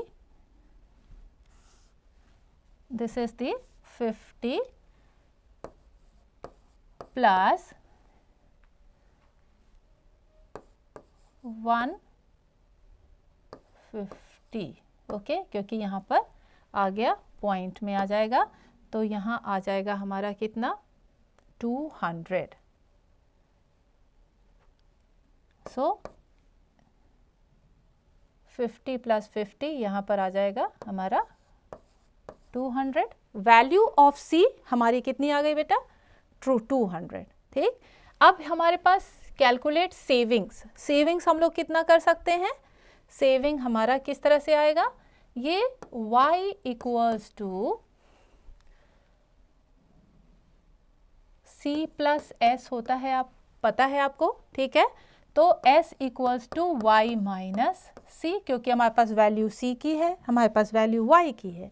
आप देखो y is 300 minus C is 200, तो ये कितना हो गया, ये 100 आ गया, क्लियर।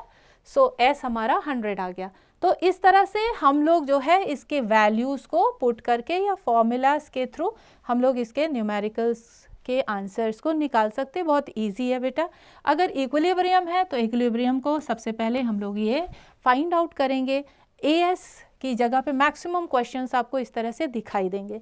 AS में हम लोग y को डिनोट कर सकते हैं और AD की जगह पर हम लोग C प्लस I भी लिख सकते हैं।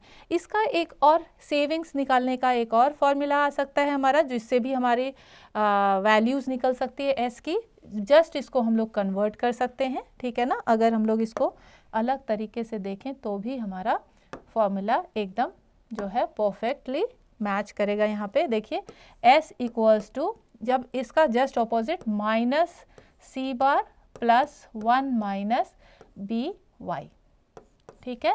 ये इस पर भी हम लोग वैल्यू डाल करके पुट करके और यहाँ सेविंग्स का फॉर्मूला निकाल सकते हैं, जो कि सेम आंसर आपको 100 मिलेगा। ठीक है, जब भी हम लोग वैल्यू रखेंगे पुट करेंगे तो ये सेविंग्स का इस फॉर्मूला से भी हमारे पास सेम निकलेगा। ठीक है, माइनस सी बार क्या हो जाएगा हमारा -50 आ जाएगा। ठीक है, 1 माइनस बी वाई यानी 1 माइनस 0.5 इज 0.5 एंड y की जगह पे हम लोग 300 लिख सकते हैं। ठीक है, तो ये सेम वैल्यू हमारे पास 100 की आ जाएगी। ओके, चलिए अब हम लोग जो है नेक्स्ट क्वेश्चन की तरफ बढ़ते हैं आगे।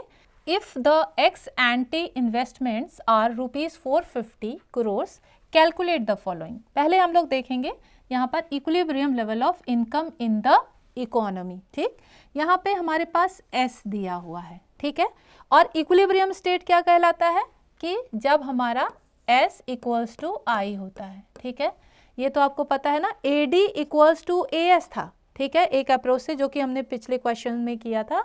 अब हमारा इस क्वेश्चन में आता है एस इक्वल्स टू आई। ठीक है, सो एस की वैल्यू हम लोग पुट करते हैं जो कि लीनियर में है -50 प्लस 0.10 y इक्वल्स टू हमारे पास आई का भी की भी वैल्यू दी हुई है 450।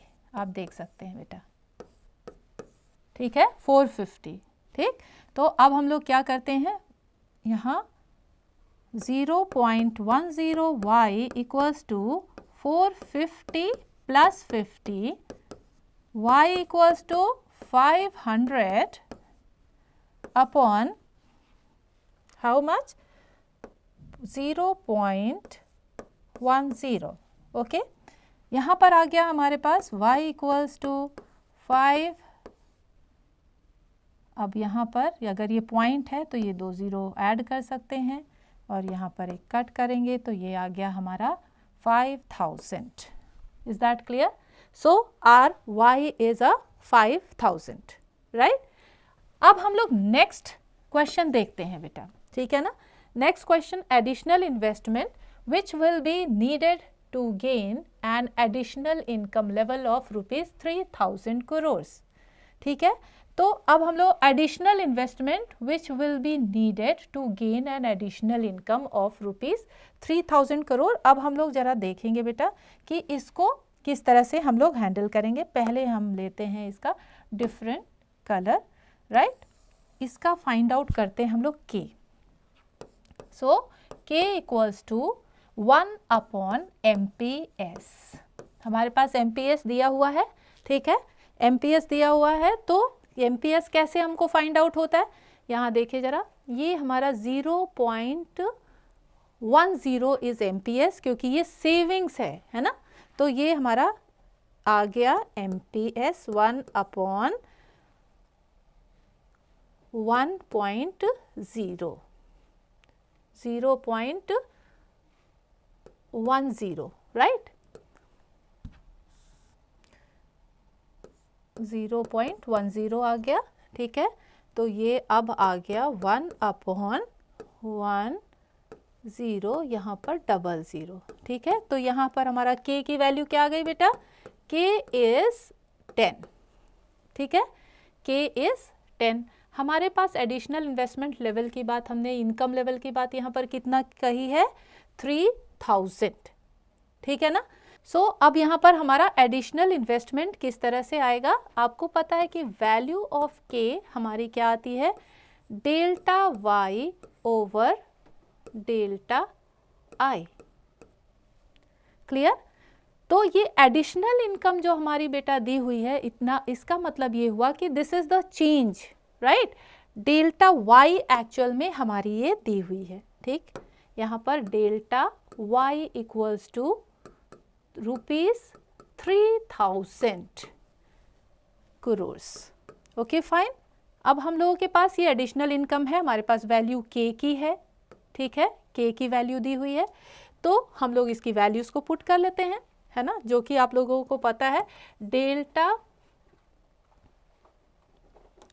k is a 10 equals to delta y is ₹3000 upon delta I. हम लोगों को आई ही तो निकालना है, ठीक है ना, हम लोगों को आई ही निकालना है, तो हम लोग क्या करेंगे, therefore delta I cross multiply करेंगे, ठीक है, delta I equals to 3000 upon 10, ठीक। तो ये हमारा क्या आ गई वैल्यू, डेल्टा आई की 300, right, this is our answer. Fine children, तो इस तरह से हम लोग ये फॉर्मूला इस तरह से लगा सकते हैं। क्लियर, आप देख लीजिए एक बार अच्छे से, ठीक है। सेविंग्स और इन्वेस्टमेंट अप्रोच के थ्रू भी हम लोग जा सकते हैं, प्लस अगर इस तरह से एडिशनल इनकम जब भी कहीं भी हो, इंक्रीज या डिक्रीज हो, इट मीन्स ये चेंज कहलाती है, ठीक बेटा।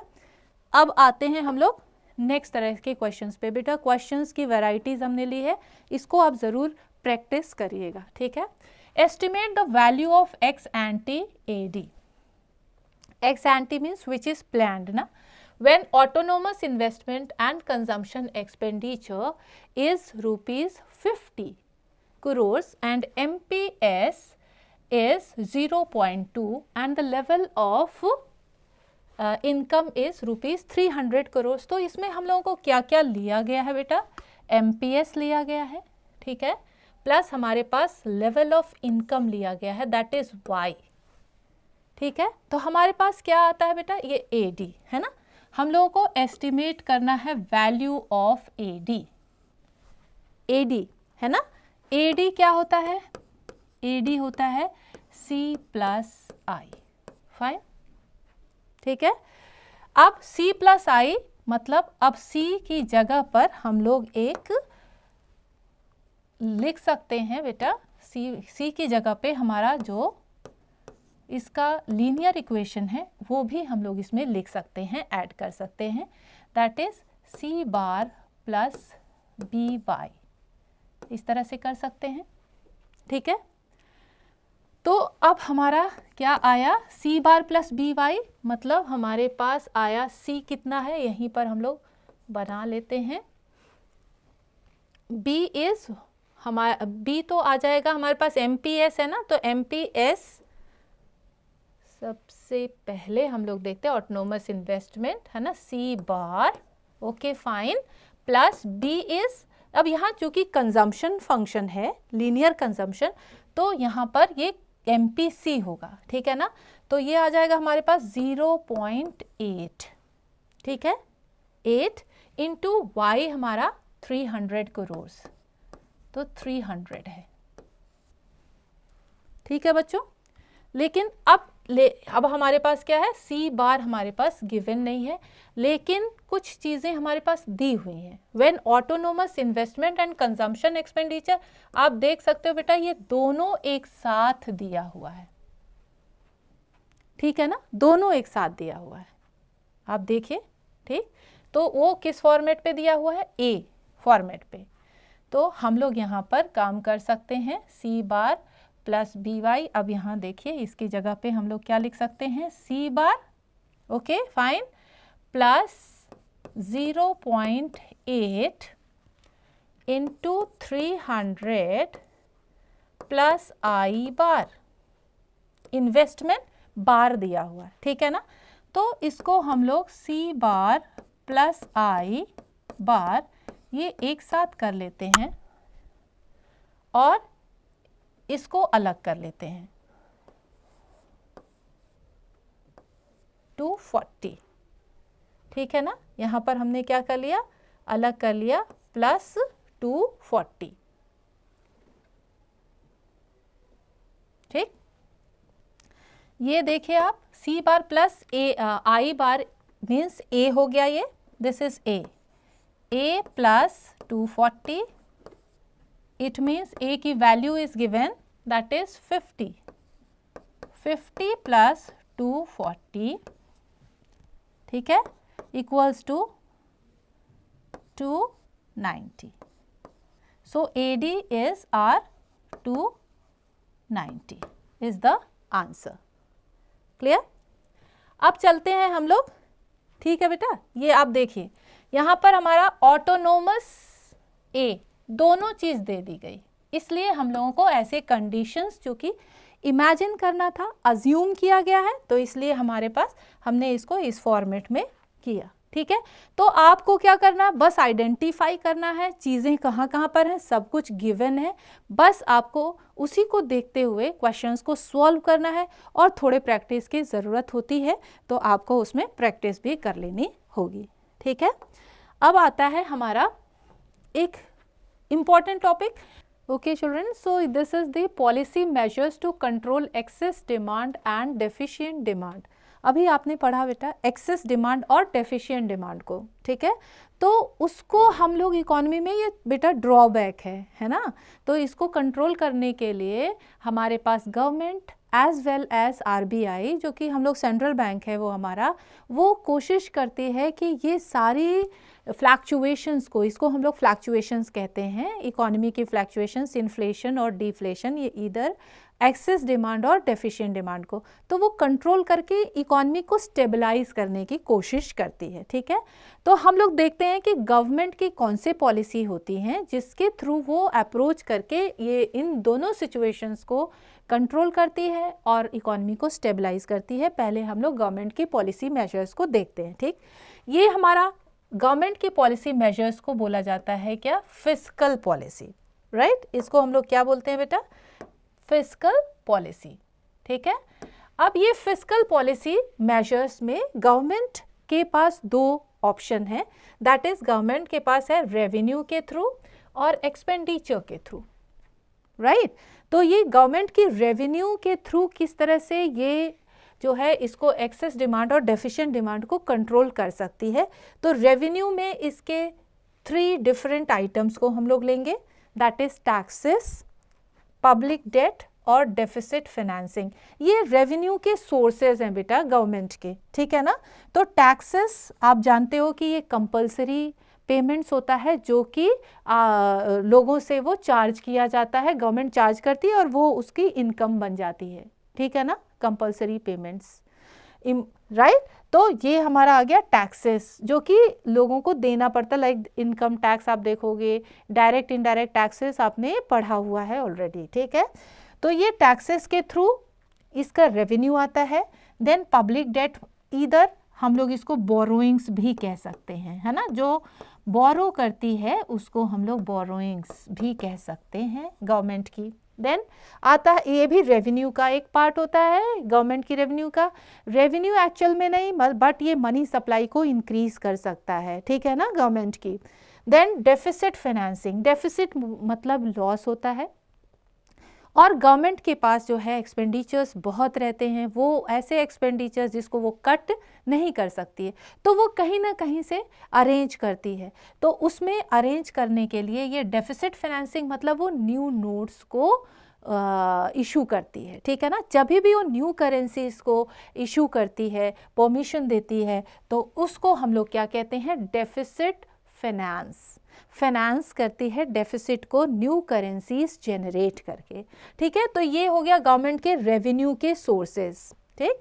और एक्सपेंडिचर में आपको पता है कि उसके पास बहुत सारे डेवलपमेंटल वर्क्स होते हैं, प्लस उसको जो है अपने रूटीन जो सर्विसेज देने वाले लोग हैं उसको वो सेटिस्फाई करती है, उसको वो इनकम पे करती है, सैलरीज देती है डिफेंस पर्सनल को, पुलिस फोर्सेस में, ये बहुत सारे ऐसे वर्क करती है जो कि इसके एक्सपेंडिचर कहलाते हैं। Clear children. तो ये पहले हम लोग देखते हैं ये रेवेन्यू और एक्सपेंडिचर्स के थ्रू गवर्नमेंट हमारी इस सिचुएशन एक्सेस डिमांड और डेफिशिएंट डिमांड के सिचुएशंस को किस तरह से हैंडल करती है। ये हमारी सिचुएशन आएगी एक्सेस डिमांड, राइट, और ये आ गई हमारी नेक्स्ट है डेफिशिएंट डिमांड, राइट। तो अब हम लोग देखते हैं, यहाँ पर डिमांड है, हमने देखा क्या कि ये रेवेन्यू की पॉलिसी है। रेवेन्यू में टैक्सेस के थ्रू ये क्या करती है, अगर वो एक्सेस डिमांड लाइक सिचुएशन हुई, एक्सेस डिमांड हम लोग इस तरह से भी समझ सकते हैं कि इन्फ्लेशनरी काइंड ऑफ सिचुएशन, जब भी इन्फ्लेशन होता है तो बहुत सारे पैसे होते हैं इकॉनमी में, लोगों के पास मनी बहुत ज़्यादा रहती है जिससे कि वो डिमांड क्रिएट करते हैं, लेकिन मनी ज़्यादा भले रहती है लेकिन उनके पास बेटा उस मनी की वैल्यू जो है रिड्यूस हो जाती है ना। तो अब यहाँ पर देखिए एक्सेस डिमांड लाइक सिचुएशन में अब क्या करेगी वो गवर्नमेंट, क्या करेंगी, गवर्नमेंट का सबसे पहला काम होगा कि वो जो डिमांड का सोर्स है यानी मनी है ना, मनी जिसको कि लोगों की इनकम से भी हम लोग बोल सकते हैं, और ऐसी इनकम जो कि डिस्पोजेबल इनकम कहलाती है, ये इस तरह की डिस्पोजेबल इनकम होती है जिसको सारे कंपलसरी पेमेंट्स देने के बाद जो उनके पास बच जाए उसको हम लोग क्या कहते हैं, डिस्पोजेबल इनकम, राइट, जो कि वो अपने विलिंगनेस के अकॉर्डिंग जो है स्पेंड करें। तो यहाँ पर जो है एक्सेस डिमांड को कंट्रोल करने के लिए देखते हैं रेवेन्यू जो एलिमेंट्स हैं उसके थ्रू ये किस तरह से इसको कंट्रोल करती है इकॉनमी को स्टेबलाइज करने के लिए, ठीक है। अगर वो टैक्स है तो टैक्स को क्या करेगी, टैक्स को सोचेगी, मनी सप्लाई कम करना है ना लोगों को, तो वो क्या करेगी, टैक्स बढ़ा देगी, इंक्रीज कर देगी, जिससे कि लोग क्या करेंगे, ज़्यादा टैक्स देंगे तो उनके पास जो खर्च करने के लिए पैसे होंगे अपने एक्सपेंडिचर्स के लिए वो कम हो जाएंगे, तो वो एक्सपेंडिचर नहीं कर सकते हैं, ठीक है ना। तो इस तरह से कंट्रोलिंग आती है एक्सेस डिमांड की, वो ज़्यादा से ज़्यादा जो डिमांड क्रिएट कर रहे हैं इकॉनमी में वो कर नहीं पाएंगे, ठीक है। तो वो टैक्स को क्या करती है बेटा, वो इंक्रीज कर देती है। पब्लिक डेट यानी बोरोइंग्स, बोरोइंग्स मतलब ये बेटा ये लोन है ना, तो लोन अगर कभी भी आता है तो लगता है कि अरे हमारे पास अचानक से इनकम ज़्यादा हो गई, बट एक्चुअली वो इनकम नहीं होती, वो कहीं ना कहीं से अनअर्न्ड इनकम होती है, अनअर्न्ड पैसे होते हैं जो कि हम लोगों को बाद में पे करने होते हैं, तो वो मनी सप्लाई को बढ़ाती है, ठीक है ना। तो इस मनी सप्लाई को बढ़ाने वाले प्रोसीड्योर को ही तो यहाँ कंट्रोल करना है, तो इसलिए वो क्या करते हैं, पब्लिक डेट्स को क्या कर देते बेटा, वो इंक्रीज करती है। क्लियर, ये भी इंक्रीज हो गया, ये भी इंक्रीज हो गया एक्सेस डिमांड को, जिससे कि हम बोरोइंग्स जो है, अब बोरो मतलब पब्लिक से वो बोरो करेगी तो उनके पास से पैसे गवर्नमेंट के पास आ गए और लोगों के पास अब पैसे कम रह गए एक्सपेंडिचर के लिए। देन आ गया है deficit finance. Deficit finance means new जो करेंसीज है उसको क्रिएट करने की, नई नई करेंसीज को जनरेट करने की, तो इससे भी तो मनी सप्लाई बढ़ता है ना इकॉनमी में, तो उसको वो क्या करेगी, वो रिड्यूस करने की कोशिश करेगी ताकि मनी सप्लाई ना बढ़े।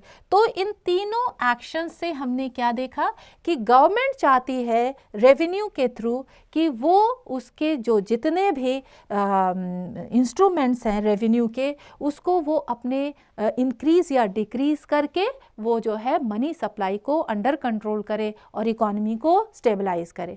अब ऐसी ही सिचुएशन अगर रेवेन्यू के फॉर्म में हम लोग देखते हैं डेफिशिएंट डिमांड की, तो जस्ट ऑपोजिट है। डेफिशिएंट डिमांड मतलब डिमांड की डेफिशिएंसी मतलब कमी, तो उस कमी को कैसे पूरा किया जा सकता है, जब लोगों के पास पैसे आएंगे, तो यहाँ पर ये पैसों को यहाँ पर जो है कोशिश करेगी कि वो उनके पास आए, तो टैक्स क्या करेगी, अब वो डिक्रीज करेगी। अगर टैक्स लोगों ने कम दिया तो लोगों के पास पैसे ज़्यादा होंगे, तो डेफिशिएंट डिमांड को कंट्रोल करने के लिए वो डिक्रीज करेगी टैक्सेस को, और बोरोइंग्स भी डिक्रीज कर देगी, है ना, पब्लिक से बोरो कम करेगी, प्लस ये मनी को इशू ज़्यादा करेगी, ठीक है।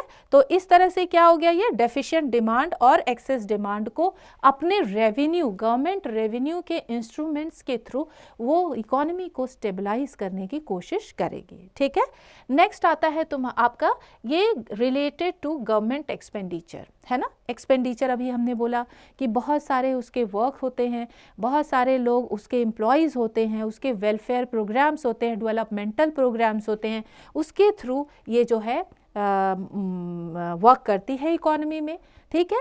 तो जब अगर एक्सेस डिमांड लाइक सिचुएशन होगी तो ऐसे वर्क्स को वो कर्व कर देगी, है ना, वो कम कर देगी, और अगर जो है डेफिशिएंट डिमांड लाइक सिचुएशन हुई तो ऐसे वर्क्स को वो ज़्यादा करेगी, है ना, एक्सपेंडिचर ज़्यादा करेगी, क्योंकि इस फॉर्मेट में अगर हम लोग देखेंगे कि किसी की भी एक्सपेंडिचर वो दूसरे की इनकम होती है, तो इस वजह से अब ये क्या करेगी, एक्सेस डिमांड लाइक सिचुएशन में वो इन्फ्लेशन ज़्यादा है तो वो उसको खर्च को डिक्रीज़ करेगी, और अगर डेफिशिएंट डिमांड है तो वो स्पेंडिंग को इंक्रीज़ कर देगी। Right children.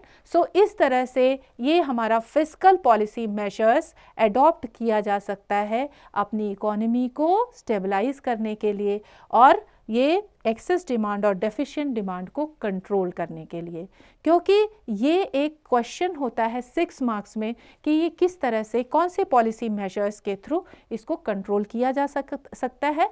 तो इसको आप ध्यान से बेटा यहाँ पर पढ़ लेना, ठीक है। नेक्स्ट है आपका मॉनेटरी पॉलिसी मेजर्स, ठीक।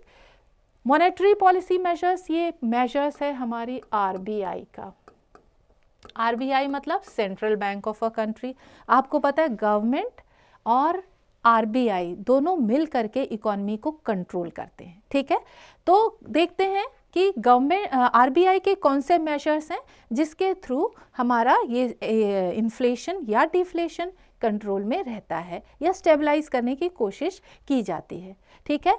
अब आरबीआई ने हमारे 2 मेजर्स को अडॉप्ट किया है, एक है क्वांटिटेटिव मेजर्स और दूसरा है क्वालिटेटिव मेजर्स, ठीक।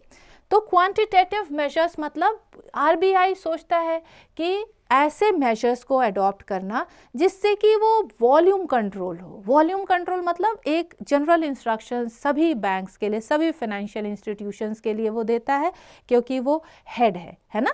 वो उसके थ्रू मॉनेटरी पॉलिसी के थ्रू वो सबको इंस्ट्रक्शंस दे करके अप्रोच करता है कि आप हमारी पॉलिसी के साथ चलें, है ना। अगर वो इन्फ्लेशन है तो उसके अकॉर्डिंग आप जो है बिहेव करें, और अगर वो डिफ्लेशन है तो उसके अकॉर्डिंग आप बिहेव करेंगे, ठीक है। तो ये यहाँ पर आता है। इसमें जो क्वांटिटेटिव मेजर्स है, आइए हम थोड़ा सा ये देख लेते हैं कि ये कौन कौन से मेजर्स हैं।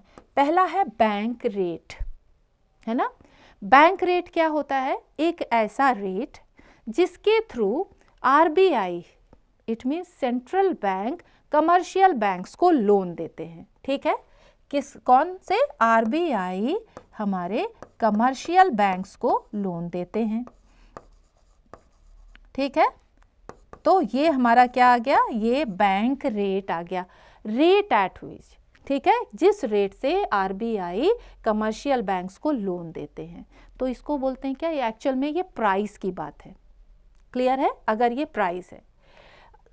नेक्स्ट है तुम्हारा रेपो रेट, हाँ, ये है लॉन्ग टर्म के लिए, है ना। बैंक रेट किस रेट के लिए? लॉन्ग टर्म के लिए।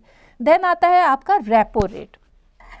सेम प्रोसीड्योर होता है, आरबीआई कमर्शियल बैंक्स को लोन तो देता है लेकिन वो शॉर्ट टर्म के लिए, ठीक है बच्चों। ये किसके लिए? शॉर्ट टर्म के लिए। This is for short term loan, fine, and this is for long run loan, clear. अब आता है open market operation. Open market operation means government की कुछ सिक्योरिटीज होती है जिसको वो, क्योंकि ये गवर्नमेंट का बैंक भी है ना, तो गवर्नमेंट के सिक्योरिटीज को वो मार्केट में ले जाता है और उसको सेल आउट करता है या फिर परचेज करता है। डिपेंड करता है कि कौन सी सिचुएशन है, क्या वो इन्फ्लेशनरी सिचुएशन है या डिफ्लेशनरी सिचुएशन है, ठीक है। तो ये है ओपन मार्केट ऑपरेशन। वो सिक्योरिटी मार्केट में जाता है और गवर्नमेंट की सिक्योरिटीज को सेल आउट करता है या फिर उसको परचेज करता है पब्लिक से, ठीक। अब आता है रिवर्स रेपो रेट, है ना। रिवर्स रेपो रेट, यहां आपने देखा रेपो रेट, कमर्शियल बैंक को आरबीआई लोन देता है शॉर्ट टर्म के लिए, जिस रेट पर उसको रेपो रेट। और अगर जो है कमर्शियल बैंक्स आरबीआई को रिवर्स हो जाए, अगर, है ना, कमर्शियल बैंक्स अपने सरप्लस फंड्स को आरबीआई के पास रखते हैं तो उसको हम लोग क्या कहते हैं? Reverse repo rate. एक टर्म यूज होता है कि अपने वो जो सरप्लस फंड्स कमर्शियल बैंक्स हैं वो कुछ ड्यूरेशन के लिए वहाँ पे पार्क करते हैं, जैसे गाड़ी पार्क करते हैं ना हम लोग, कार पार्किंग करते हैं, उसी तरह से ये थोड़े ड्यूरेशन के लिए यहाँ पार्क करते हैं, ठीक है। क्यों? क्योंकि इनके पास, आरबीआई के पास अलॉटमेंट रहता है इनको देने के लिए कि आपको हम अच्छा जो है रिटर्न देंगे, इस वजह से ऐसा होता है, ठीक। नेक्स्ट आता है वेरिंग लीगल रिजर्व रिक्वायरमेंट। तो ये जो है इसमें बेटा 2 चीज़ें आती है, एक होता है SLR और दूसरा होता है CRR। SLR क्या होता है? स्टैट्यूटरी लिक्विडिटी रेशियो, जो कि अगर लोन देते हैं, बैंक्स लोन देते हैं तो उसमें इंस्ट्रक्टेड होता है, ये कमर्शियल बैंक्स अगर लोन देते हैं तो उसमें इंस्ट्रक्टेड होता है RBI के थ्रू कि कुछ आप जो है सिक्योरिटी रखेंगे जो कि अपने पास खुद रखेंगे, सेल्फ के पास, ताकि लोगों को ऑब्लाइज कर सके, है ना, कभी भी वो फंड लेने आते हैं। और दूसरा आप CRR यानी कुछ पैसे RBI के पास भी रखेंगे, ठीक है, और जो रेस्ट अमाउंट है उसको आप लोन में देंगे। तो ये जितने भी डिपॉजिट्स होते हैं बेटा, है ना, जितने भी डिपॉजिट्स होते हैं लोगों के, वो कमर्शियल बैंक्स क्या करता है, वो 3 डिफरेंट डिविजन्स में डिस्ट्रीब्यूट करते हैं, दैट इज SLR, CRR और लोन के फॉर्म में, जो कि इंस्ट्रक्टेड रहता है ये परसेंटेज RBI के से, है ना, ये RBI से गाइडेड रहता। अगर इन्फ्लेशनरी प्रेशर्स रहते हैं तो इन सारे रेट्स को अप कर दिया जाता है, क्योंकि ये रेट मतलब होता है प्राइस, है ना, लोन देने का या अपने पास सिक्योरिटी मनी रखने का प्राइस, ठीक है ना, वो होता है आपका स्टैट्यूटरी लिक्विडिटी रेशियो। डिपॉजिट का एक ऐसा रेशियो जो कि कमर्शियल बैंक्स के को खुद अपने पास रखना पड़ता है और कुछ पैसे वो उसको RBI के पास भी सिक्योर करके रखना पड़ता है। तो ये हुआ बेटा ये क्वांटिटेटिव मेजर्स। क्वांटिटेटिव मेजर्स मतलब एक ऐसे मेजर्स जो कि सभी के लिए गाइडेड है, सब लोग फॉलो करेंगे। अब आता है नेक्स्ट क्वालिटेटिव मेजर्स, है ना, पहले इसको हम लोग देख ही लेते हैं। क्वालिटेटिव मेजर्स मतलब क्वालिटी। कई बार क्या होता है कि जनरली सारे बैंक्स इस इंस्ट्रक्शंस को फॉलो नहीं करते हैं, ठीक है, और तो इसमें जो है कुछ एक ऐसे भी होते हैं जो कि थोड़ा अनरूली होते हैं, वो इसके गाइडलाइंस के अकॉर्डिंग नहीं चलते हैं, RBI के गाइडलाइंस के अकॉर्डिंग। तो वैसे में वो स्पेशली इन लोगों से बात करता है और वो ऐसे इन पॉलिसी इंस्ट्रूमेंट्स को अडॉप्ट करता है। तो पहले हम लोग देखते हैं specific policy instruments like margin requirement. Margin requirement मतलब क्या होता है कि अगर मान लो कि उनको किसी को भी लोन की रिक्वायरमेंट हुई तो ये लोग क्या करते हैं, ये मार्जिन रख लेते हैं। मान लो इन्फ्लेशनरी प्रेशर्स है, ठीक है, तो पूरा पैसा इनको नहीं देंगे, कुछ पैसे इन अपने पास रिजर्व रखेंगे और फिर इसके बाद इनको लोन देंगे। और अगर ठीक है ना, तो इस तरह से ये मार्जिन में रखने के जो पैसे होते हैं सिक्योरिटी मनी, वो ये अप या डाउन करते हैं मार्जिन रिक्वायरमेंट यानी इन्फ्लेशनरी और डिफ्लेशनरी के अकॉर्डिंग ये वैरी करवाते हैं, ठीक है। नेक्स्ट है moral suasion. Suasion is a persuasion guidelines, है ना, तो मॉरली वो कन्विंस करते हैं कि आप लोग प्लीज़ आप हमारी पॉलिसीज़ के साथ चलें, क्योंकि अगर हमारी पॉलिसीज़ फेल हुई तो आप लोग भी नहीं बचेंगे, क्योंकि हम सभी एक ही साथ कोलैबोरेटेड होकर के ही काम कर सकते हैं और अपनी इकॉनमी को रन करवा सकते हैं। तो ये हो गया आपका मॉरली परसुएड करना बैंक्स को, कमर्शियल बैंक्स को RBI के through, right. Selective credit control मतलब कुछ लोगों को ये क्रेडिट देना और कुछ लोगों को ना देना। लाइक अगर इन्फ्लेशनरी सिचुएशंस हैं तो कुछ लोगों को सेलेक्ट करेंगे, जो वीकर सेक्शंस हैं उनको सेलेक्ट करेंगे, वीकर प्रोड्यूसर्स हैं या फार्मर्स हैं उनको सेलेक्ट करेंगे कि इनको हम लोन देंगे, और जो ऑलरेडी फ्लरिश्ड कंपनीज हैं या कॉरपोरेट हाउसेस हैं उनको लोन्स हम नहीं देंगे, या फिर अगर देंगे तो उनका रेट ऑफ इंटरेस्ट बहुत ही हाई रखेंगे। तो इस तरह से बेटा ये हमने देखा कि ये दो डिफरेंट मेजर्स हैं, क्वालिटेटिव और क्वांटिटेटिव मेजर्स, जिसके थ्रू RBI अपने मॉनेटरी पॉलिसीज़ के मेजर्स के थ्रू इन्फ्लेशनरी और डिफ्लेशनरी प्रेशर्स को वो कंट्रोल करने की कोशिश करते हैं, ठीक है। तो अब यहाँ पर ज़रा देखते हैं हम लोग ज़रा, अगर क्वांटिटेटिव मेजर्स में क्या है, बैंक रेट, है ना। बैंक रेट मतलब कि ये ऐसा रेट जो लॉन्ग रन के लिए RBI कमर्शियल बैंक्स को लोन देते हैं। तो लोन देने का प्रोसीड्योर अगर एक्सेस डिमांड का है तो वो क्या हो जाएगा, वो इंक्रीज कर देंगे, है ना, रेट इंक्रीज कर देंगे, जिससे कि लोन महंगा हो जाएगा, है ना। वो अगर वो ज़्यादा एक्सपेंसिव होगा तो लोग कम लेंगे। इसी तरह से जितने भी रेट्स हैं, रेपो रेट को भी इंक्रीज कर देंगे, है ना, क्योंकि अगर वो इंक्रीज हो जाएगा तो फिर अब लोग जो है इसमें लोन्स कम लेंगे, है ना, कमर्शियल बैंक कम लेगा लोन। और कमर्शियल बैंक्स अगर को हाई रेट पर अगर यहाँ से लोन मिल रहा है तो फिर वो पब्लिक को भी जो है हाई रेट पर लोन लेंगे। और किसी भी चीज़ का अगर प्राइस ज़्यादा होता है तो उसको वो लोग क्या होता है, वो उसको लोगों की डिमांड कम हो जाती है। तो इसीलिए इन्फ्लेशनरी सिचुएशंस में ये रेट्स जो है इंक्रीज हो जाते हैं, ठीक है ना। और ये आप देख सकते हैं CRR भी इंक्रीज हो गया है, यानी cash reserve ratio, statutory liquidity ratio और रिवर्स रेपो रेशियो सारे इंक्रीज हो गए रेशियोज, ठीक है ना। क्यों? क्योंकि मनी सप्लाई को इनको कंट्रोल करना, कम करना है। और यहाँ पर ओपन मार्केट ऑपरेशन में भी बहुत मज़ेदार है। ओपन मार्केट ऑपरेशन में हमारा क्या है कि वो सिक्योरिटीज़ को सेल और परचेज करते हैं। तो अगर मान लीजिए कि अगर वो ओपन मार्केट ऑपरेशन में गवर्नमेंट की सिक्योरिटीज़ को एक्सेस डिमांड में ले जाते हैं तो सिक्योरिटीज़ को लोगों को सेल आउट कर देते हैं, जिससे कि लोगों से पैसा वापस आ जाए और लोगों के पास एक नोट हो, प्रोमिसरी नोट, कि हम आपको इसके बाद में जो है इतना रेट ऑफ इंटरेस्ट बढ़ा के या बाद में किसी भी स्कीम्स के थ्रू आपको पैसे देंगे, लेकिन अभी फ़िलहाल आप हमको जो है फ़िलहाल ये रेट्स हैं तो आप हमारे से सिक्योरिटीज़ परचेज़ करिए। तो इस वजह से ये जो है सिक्योरिटीज़ को लोगों को एल्योर करके वो परचेज़ कर लेते हैं, ठीक है ना, ताकि लोगों से पैसा उनके पास आ जाए। तो कोशिश RBI की यही रहती है कि हर एक सिचुएशन में इन्फ्लेशन में पैसा आ जाए, ठीक है ना।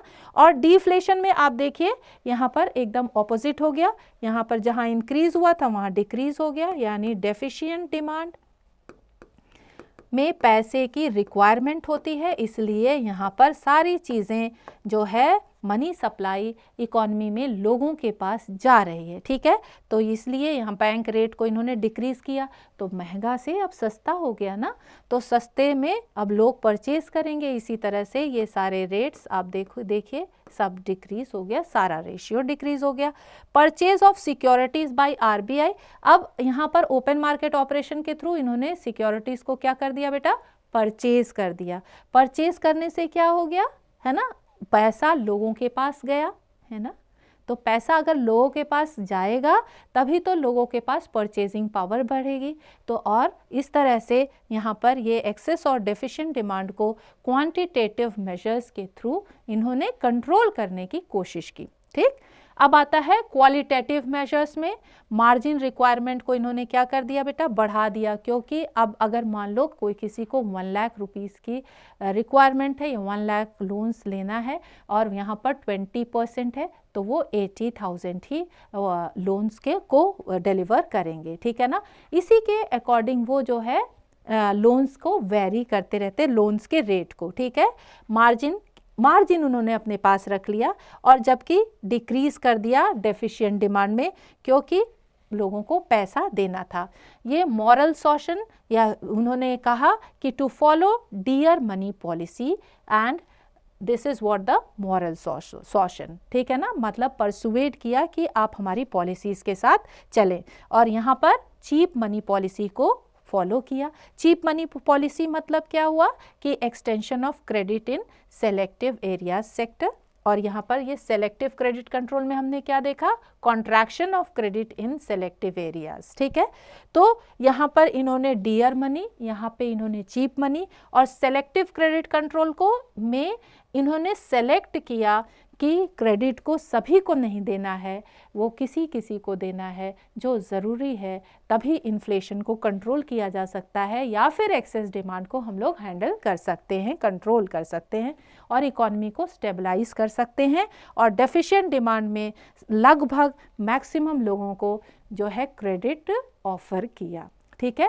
तो इस तरह से हमने देखा बेटा कि ये मॉनेटरी पॉलिसी और फिस्कल पॉलिसी के थ्रू इकोनॉमी को गवर्नमेंट और RBI दोनों ने कंट्रोल करने की कोशिश की, राइट। तो इस तरह से हम लोगों ने देखा इस वीडियो में कि determination of income equilibrium savings और इन्वेस्टमेंट के थ्रू, एग्रीगेट डिमांड और एग्रीगेट सप्लाई के through, plus process of working of multiplier देखा, कुछ न्यूमेरिकल क्वेश्चंस भी हमने सॉल्व किए, और आरबीआई और सेंट्रल बैंक के मेजर्स को भी हमने यहाँ देखा कि किस तरह से इन्फ्लेशनरी और डिफ्लेशनरी प्रेशर्स को हम लोग कंट्रोल कर सकते हैं, राइट। सो इस तरह से देखिए आप, इसको इम्पॉर्टेंट वीडियो है, और हम अब अगली बार एक नए वीडियो के साथ मिलेंगे जो कि इम्पॉर्टेंट चैप्टर का होगा। Thank you.